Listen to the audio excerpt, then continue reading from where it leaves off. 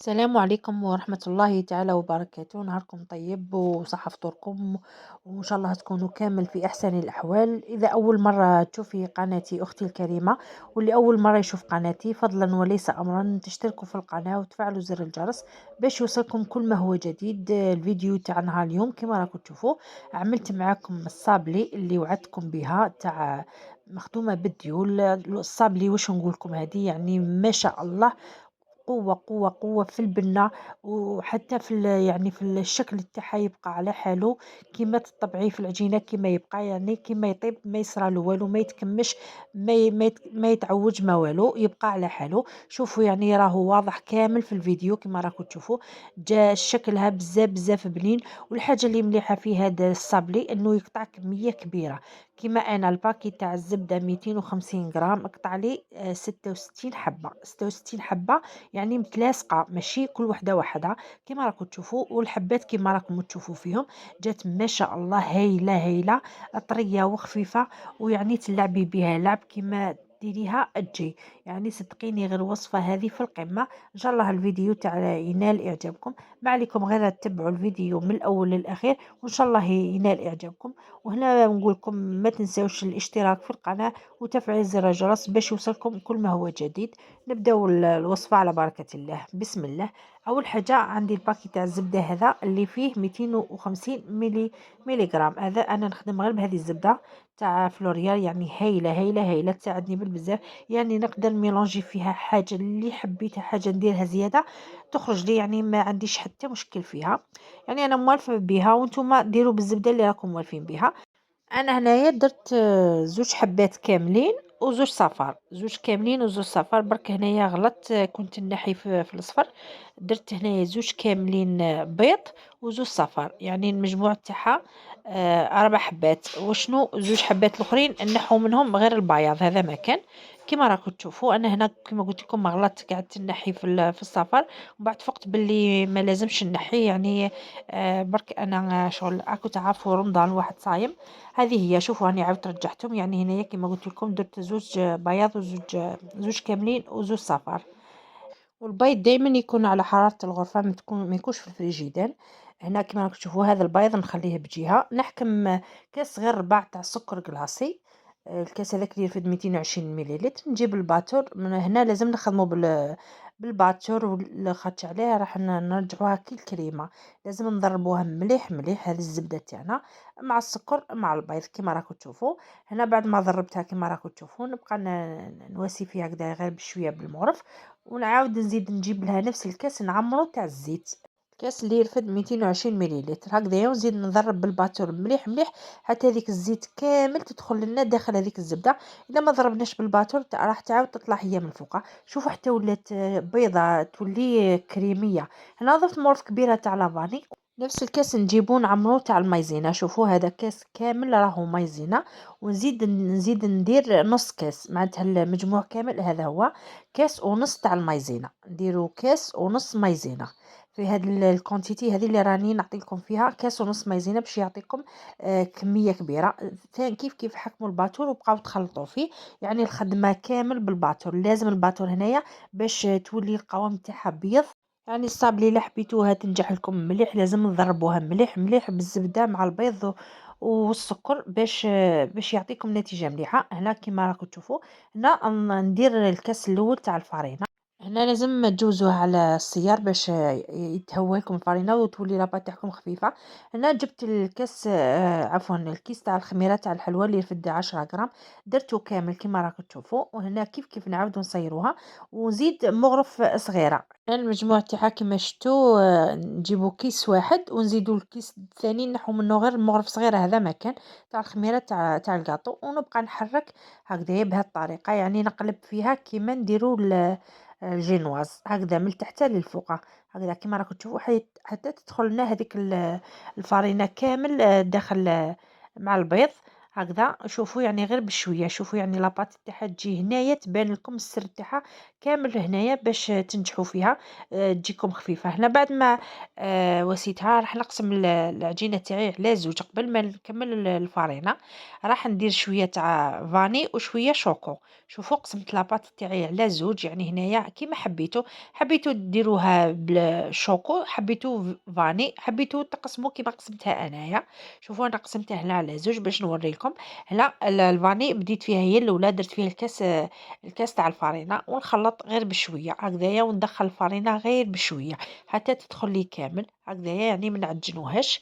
وهنايا نضيف الكاس الثاني تدريجيا، ندير غير بشويه ونواسي هنا نحيت نواسي بيدي خير باش نتحكم في القوام تاع العجينه ونعرف اذا كان خصها ولا لا.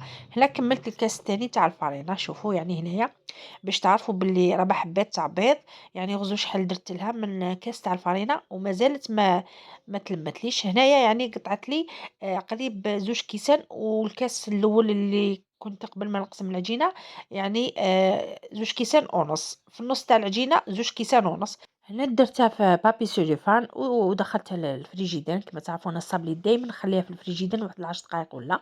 جيت ندير لاباط الثانيه. هذه واش راح ندير فيها؟ جبت كيس تاع فلون شوكو، راح نديرها في العجينه تاعي. شوفوا هنايا ما تخافوش تجيكم حلوه بزاف، خاطش عليها رانا درنا غير كاس غير ربع المره الاولى. وهذا هو السر اللي راح نعطيه لكم ثانيتك.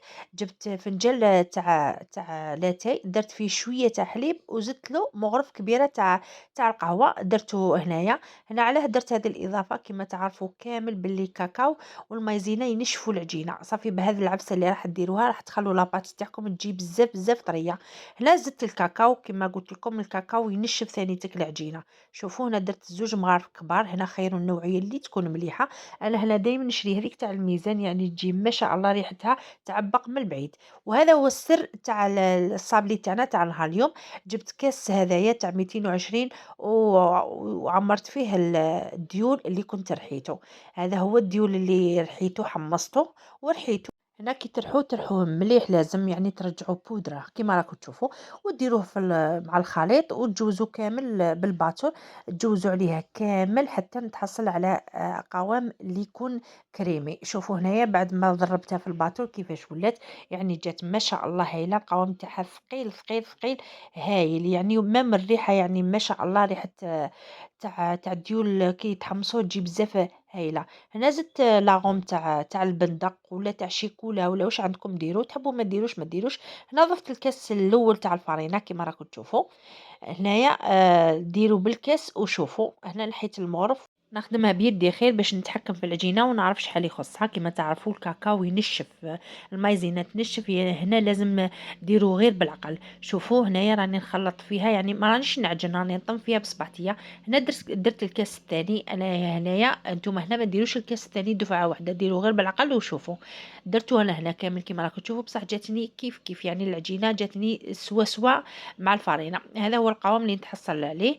كيف كيف ثاني ديك نجيب بابي سوليفان ونغطيها ونحطها هنا بلا ما نحطها في الفريجيدان باسكو راهي متماسكه شويه ماشي كيما تاع الفاني. نجيب العجينه الاولى نبدا فيها هي الاولى نقسمها على زوج. هنا تعرفوا سر نجاح الصابلي تاعكم كي تجيكم هكا مشقه، اغزروا كيفاش راهي مشقه، يعني هذا هو سر النجاح تاع الصابلي باش تقدري تخدميها وتعاودي تخدمي وتعاودي ما تتكمش ما والو. راح نوريها لكم في الفيديو. هنا قسمتها على ثلاثه كما راكم تشوفوا ونبدا بالمرسول الاول. هنا خدموا غير بالعقل. هنا لازم تجيبوا ساشيه وديروها داخل الساشي وتحلوا عجينتكم في الساشي هكذايا بالحلال. شوفوا هنايا يعني هنا القوام ما يكونش العلو تاعها ما يكونش عالي بزاف وما يكونش رقيق بزاف. ما كي تنشق لكم هنايا ما تخافوها ما والو، يعني ماشي تقولوا راهي ناشفه العجينه. جبت هذا المول اللي راكم تشوفوا فيه وهنا نبدا نطبع في عجينتي. شوفوا يعني السمك تاعها ماشي كبير بزاف وماشي رقيق. شوفوا هكذا يبداو تطبعوا، يعني كي تطبعوا بالخف تطبع لكم، يعني هذه العجينه بالخف تكملوها هكذا كيما راكم تشوفوا. شوفوا يعني جات ما شاء الله هايله وخفيفه. بالخف تكملوا عجينتكم، يعني ماشي حاجه كامل اللي تشد لكم اليد ولا تعييكم. شوفوا هنايا كي نبدا نحي فيها تنحالي بكل سهوله. شوفوا هكذا. وهنا الطابع طبعوا بالطابع اللي حبيتوه نتوما. انا درت هذا الطابع عليه خاطر راح ندير لها الكريمه لداخل. راح نخلي لكم الفيديو هذا مور هذا ان شاء الله، تبعوا معايا ان شاء الله، وعلى بالي بلي راح يعجبكم. شوفوا انا بعد ما طبعتها درتها في سنيوار، درت بابي كويسون. ميم بلا ما ديري بابي كويسون ما تلصق لكم ما والو، ديري غير شويه تاع فرينه ما تخافياش تلصق لك. شوفوا هنايا ستفوا الحبات تاعكم كامل كيف كيف. يعني هنا شوفوا كي راكو ترفدوا فيها تجي سهله، ما تلصق في يدكم، ما تتعوج ما والو. شوفوا يعني بزاف بزاف هايله. هنا بعد ما نستف الحبات تاوعي كيما راكم تشوفوا، هادو هما الحبات اللي طبعتهم معاكم. هادو هما اللي راكم تشوفوا فيهم، راح نعاودها معاكم ثم، وباش تعرفوا يعني العجينه كي تعاودوها زوج خطرات ولا ثلاثه مش راح تطلق هذيك الزيت تاعها اللي درت، هذاك الكاس تاع الزيت، ولا راح تجيكم مكمشه ما يصرى لها والو. شوفوا يعني راني نطبع فيها قدامكم، شوفوا يعني نفس العجينه المره الاولى. ها هي وراها، شوفوا هنا بعد ما عاودتها العجينه، شوفوا يعني نفسها، ما طلقت الزيت تاعها، ما تكمشت ما والو. شوفوا راني نطبع ونحط في كف تاع يدي باش تعرفوا بلي هذه لاباط راهي ناجحه 100%. شوفوا ما شاء الله جات بزاف بزاف هايله وخفيفه. كما راكم تشوفوا هنايا راني ندير المول الثاني اللي خيرته، هذا تاع شكل قلب. ثاني كيجي بزاف هايل. شوفوا ما شاء الله، شوفوا العجينه يعني ما شاء الله، راهي نحي فيها وندير في كف يدي ما تلصق مع اختها ما والو، تتنحى بكل سهوله. انا هنا كنت شعلت الفرن تاعي، شعلته من تحت والفوق، خليته يسخن مليح مليح. هذو هما الحبات تاعنا اللي طبعتهم معكم كما راكم تشوفوا، قطعت لي كونتيتي يعني الله يبارك ما شاء الله. سخنها مليح 180 درجه، ومن بعد نطفيها من الفوق وندخل السنيد تاعي نطيب من تحتها. كي طيب لي تحبوا تحمروها تحبوا ما تحمروهاش. وهذه لاباط الثانيه تاع الشوكو كما راكم تشوفوا نفس القوام تاع العجينه البيضاء. يعني كي تشوفوا هكذا فيها الخيوط هذوك من الداخل زيقه، تعرفوا بلي راهي ناجحه. هنا طبعتها بالطابع تاع القلب، شوفوا يعني جات سهله سهله. هذه اللي راهي فيها المايزينا وفيها الغبره تاع الديول اللي زدتها معكم كما راكم شفتوا. هذيك لاباط البيضه ما درت لهاش، وهذه درت لها كما راكم تشوفوا. يعني العجينه راهي بزاف بزاف هايله وسهله، تطبعيها غير بالخف وتكملي عجينتك غير بالخف ما تلصق ما والو. شوفوا راني نحط حبه فوق حبه فوق فوق في يدي، يعني جات ما شاء الله. شوفوا ما تبانش اصلا باللي عجينه. شوفوا شوفوا ما شاء الله، يعني قد ما ورقيقه وما لصقتليش يعني. هنا تعرفوا باللي العجينه هذه راهي بزاف بزاف هايله. ان شاء الله تجربوها خياتي. هنا بعد ما كملتها وطبعتها راح نديرها في المول. شوفوا راني ستف فيها في كف يدي ونحط على السنيوه، يعني كما قلت لكم ما تخافوها ما والو، ديروها وان شاء الله يا ربي تنجحوا فيها وتعجبكم. هنا بعد ما كملتهم وطبعتهم كامل نبدا نطيب. هنايا راني خرجت السنيوه الاولى، شوفوا كيفاش طابت ما شاء الله هايله. هنا من الفوقات ماشي لازم تحمروها، خاطش عليها راح نديروا لها الكلاصاج. وهنا اللي حب يحمرها غير شويه يحمرها. شوفوا كيما طبعتها المره الاولى كيما راني نرفد فيها، يعني ما بوجتش كامل، ما تكمشت ما صرا لها والو. يعني ما تخافوش كي تضيفوا هذاك الكاس تاع الزيت معناتها تخافوا تقول لك العجينه تطلق الزيت تاعها، ما تطلق لا زيت لا والو. شوفوا يعني ما شاء الله جات بزاف بزاف هايله وخفيفه وطرية، يعني ما شاء الله. يعني كي تبداو تنحوها من السنيوة تاعكم نحو غير بالعقل باش ما تكسر لكمش هكذايا. ستفوا كامل الحبات تاعكم حبة مع اختها.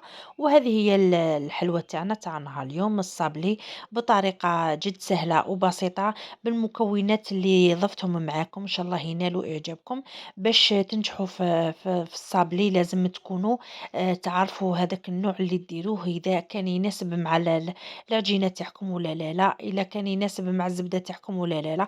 بس كيما قلت لكم انا نخدم بزاف بفلوريال، يعني نعرف كامل الاضافات، ما ممكن ندير اي اضافه نعرف اذا كان يخرج عليها ولا لا. وانتم وكل واحد وفي من متعود نفسه يخدم الصابلي. كان اللي يخدمها بلابيل، كان اللي يخدمها بديمه، كان اللي يخدمها بصويا، كل واحد باه يخدمها. بصح انا موالفه غير بهذه، يعني كيما ندير لها راني ضامنه 100% باللي راح تنجح معايا. باسكو علاه دايما دايما الجاتو تاعي نخدمو بفلوريار، يعني نعرفها كامل الحاجة اللي تخرج عليها والحاجة اللي ما تخرجش عليها. كما راكم تشوفوا هذه هي الوصفة تاعنا تاع نهار اليوم. ان شاء الله تكون نالت اعجابكم، وان شاء الله تجربوها خياتي العزاز، وان شاء الله تنجحوا فيها. كما قلت لكم ديروها على حسب الزبدة اللي موالفين بها. كما كاين الزبدة اللي يخرج عليها الزيت، كاين اللي ما يخرجش عليها، كاين اللي تضيفي لها اضافات واحده اخرى ميم تضيفي لها واش الاضافات اللي درت لها وما يخرجوش عليها. كما قلت لكم على حسب كل واحد والزبدة تاعو. كما راكم تشوفوا يعني جات ما شاء الله مستفة، يعني كما طبعتها المرة الأولى كما عاودت خرجتها. إن شاء الله الفيديو تاع اليوم يكون خفيف وظريف عليكم، وما تنسوش الفيديو القادم ان شاء الله راح نوري لكم الكريمه اللي راح نديرها في هذا الصابلي. وهنا اللي وصل لهنايا ما تنساش دعمي بالاشتراك وتفعيل زر الجرس باش يوصلكم كل ما هو جديد. دمتم اوفياء والى اللقاء في وصفه قادمه ان شاء الله. مع السلامه.